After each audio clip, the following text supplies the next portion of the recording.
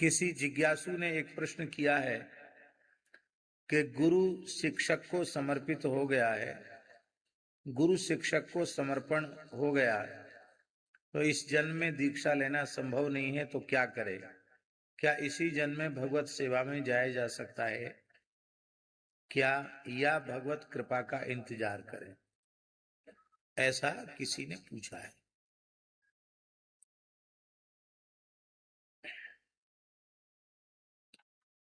जो अपनी अपनी परंपराओं का आग्रह रखने वाले लोग हैं, उनकी बात तो अलग है, किंतु एकदम सच्ची सही खरी बात यह है कि जिस किसी महापुरुष के प्रति आपका हृदय से सर्वतोभावेन समर्पण हो गया है, भले ही आपने विधिवत उनसे दीक्षा नहीं ली है, पर उनकी वाणी से प्रेरित होकर विशुद्ध भाव से आप भगवत भजन में, हरि नाम जप में लग गए हैं, भगवत उपासना में लग गए हैं, तो इसी शरीर से इसी जन्म में आपको भगवत साक्षात्कार हो जाएगा। आपको कई जन्मों तक इंतजार करने की आवश्यकता नहीं। केवल दीक्षा लेने से किसी का कल्याण हो जाता हो तो तमाम लोग दीक्षा ले लेते हैं। दीक्षा के बाद न तिलक लगाते हैं, न तुलसी बांधते हैं, न मंत्र का जप करते हैं, न वैष्णव धर्म का पालन करते हैं। वैष्णवोचित आचार विचार बिल्कुल उनके जीवन में नहीं दिखाई पड़ता। कहते हम अमुक महाराज के शिष्य हैं, तो ऐसी शिष्यता से क्या शिष्य का कल्याण हो जाएगा? प्रश्नोत्तरी में आदि शंकराचार्य जी ने कहा, शिष्यस्तु कोवा गुरु भक्त एवं। शिष्य वही है जो गुरु भक्त है। और गुरु कौन है? बोले कोवा गुरु यो ही हितोपदेष्टा। जो हित की बात बतावे वही गुरु है। और जीव का परम हित केवल और केवल भगवत प्राप्ति में है। दीक्षा लेने से भगवत प्राप्ति नहीं हुई। और ऐसे भी चरित्र हैं जहां दीक्षा लिए बिना भगवत प्राप्ति हो।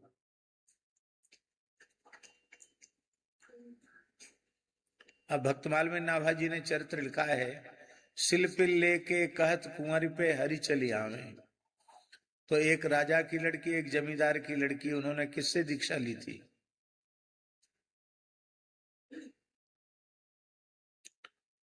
संत ने बहका दिया, बच्चियां हैं, ठाकुर सेवा के लिए आग्रह कर रही हैं। तो शालिग्राम जी तो संत लोग अपने किसी को देते नहीं हैं। गोल मटोल दो दो पत्थर दे, एक एक पत्थर दे दिया। बोले ये है तुम्हारे भगवान। क्या नाम है इनका? बोले इनका नाम है शिल्पिल्ले भगवान।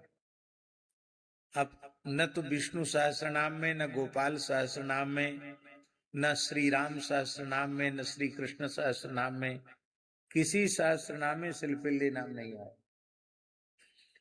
पर दोनों बालिकाएं शिल्पिल्ले शिल्पिल्ले जब कर सिद्ध हो गई। चरित्र आप सबको मालूम है। अंतर्निष्ठ राजा ने किससे दीक्षा ली?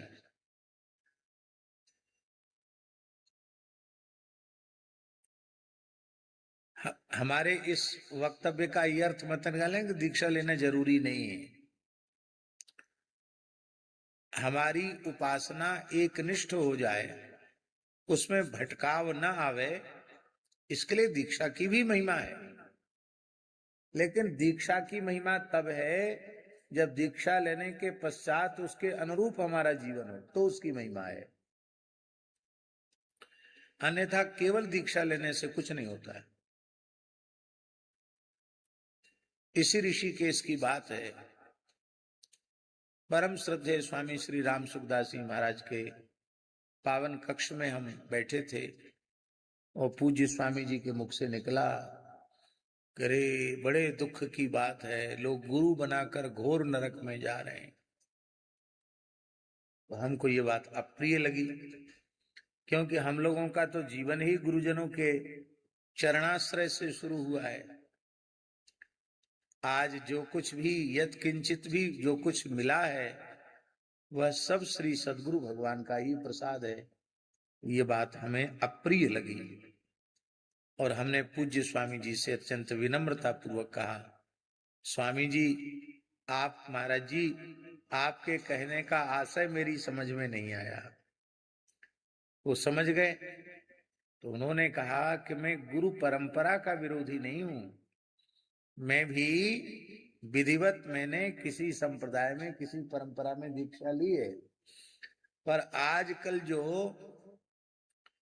लोभवश शिष्य बना रहे हैं और जो शिष्य बनने वाले लोग हैं वो गुरु जी की बात बिल्कुल नहीं मानते हैं।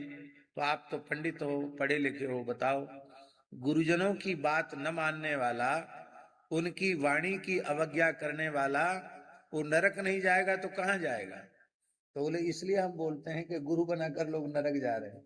गुरु तो बना लिया और गुरु जी जो कहते हैं ठीक उसके उल्टा आचरण करते हैं, तो नरक में क्यों नहीं जाएगा? स्कंद पुराण में एक श्लोक है, वो हम जरूर कहना चाहेंगे। स्कंद पुराण में है,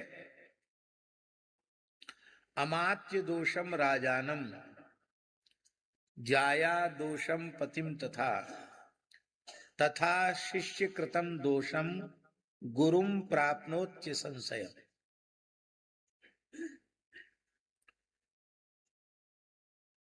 मंत्री जो पाप दोष करेगा, अपराध करेगा, उस मंत्री का किया हुआ अपराध राजा को भोगना पड़ेगा।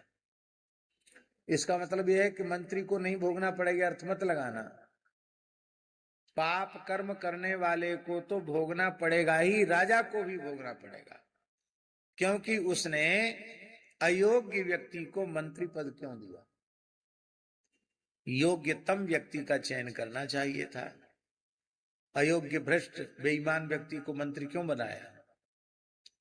तो मंत्री का किया हुआ पाप राजा को भोगना पड़ेगा, धर्मशास्त्र की व्यवस्था है। जाया दोषम पतिम तथा, पत्नी का किया हुआ पाप पति को भोगना पड़ेगा। इसलिए भोगना पड़ेगा कि पति यदि धर्मनिष्ठ संस्कार संपन्न सदाचारी भगवत भक्त होता तो उसकी सन्निधि प्राप्त करके पत्नी भी अपने स्वरूप को, अपने स्वभाव को संभाल सकती थी, लेकिन स्वयं वह स्वेच्छाचार से बच नहीं पाया। आप में स्वयं में कमी है तो आप दूसरे को कैसे संभाल सकते हैं? नहीं संभाल सकते हैं। तब फिर आपको यही करना पड़ेगा कि हमारी कमी पर कोई उंगली न उठावे, ये भी कमी में चली जाए। तो पत्नी का, पति ने उसके चरित्र की, उसके शील की, उसके पातिव्रत की रक्षा नहीं की, इसलिए पति को दोष लगा। पत्नी को तो भोगना ही पड़ेगा, अपवित्र कर्म करने वाली को भोगना पड़ेगा, लेकिन पति को भी भोगना पड़ेगा। ठीक इसी प्रकार से तथा शिष्य कृतम दोषम, शिष्य के द्वारा किया हुआ अपराध गुरु को भोगना पड़ता है।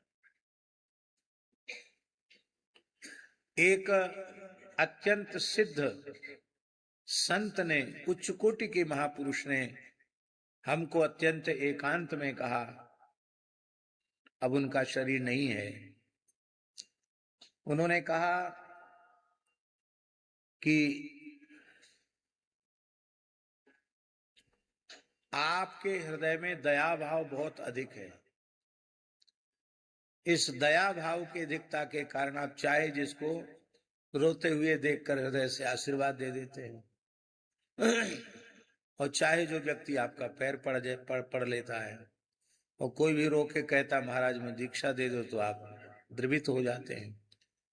तो आप तो दयालुता बस दे रहे हैं, आपका कोई स्वार्थ नहीं है उसमें, लेकिन इसी का लाभ कुछ अनधिकारी जीव भी ले लेते हैं।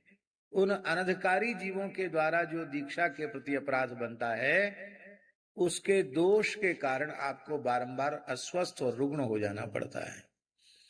इसलिए कम से कम ऐसे लोगों से आप सावधान रहिए, ऐसे लोगों से बचिए। इसलिए हम हाथ जोड़कर यह प्रार्थना करते हैं कि भाई भजन जितना तुम कर सकते हो उतना करो, पर ऐसा कुछ मत करो कि करो तुम भोगना पड़े हमको, ऐसा मत करो। जीवन को पवित्र बना करके रखो। इसलिए दीक्षा की जहाँ परंपरा की महिमा है, वहां दीक्षा की भी महिमा है। और जहाँ हरिनाम का महात्म्य है, भजन का महात्म्य है, वहां बिना दीक्षा लिए ही और केवल किसी महापुरुष के प्रति पूर्ण गुरु भाव करने से भी जीव का कल्याण हो जाता है। हमारे वृंदावन में भगवत प्राप्त संत थे पूज्य मोटे गणेश जी वाले महाराज जी। अपने जीवन में किसी को दीक्षा नहीं दी उन्होंने। और लोग बहुत आग्रह करते थे तो यही कहते थे कि हम जो अपनी वाणी से कहते हैं उसको मान लो। तुम्हारे हृदय में यदि पूर्ण समर्पण हो गया है हमारे प्रति गुरु भाव हो गया है, तो श्री कृष्ण को दादा कहते थे। बोले दादा अपने आप ठेका तुम्हारा ले लेगा, श्री कृष्ण तुम्हारा ठेका ले लेंगे। और भले ही उन्होंने दीक्षा नहीं दी, लेकिन अनेक लोगों ने उनको गुरु भाव से स्वीकार किया और अनेक भाग्यशाली जीवों को भगवत प्राप्ति हुई।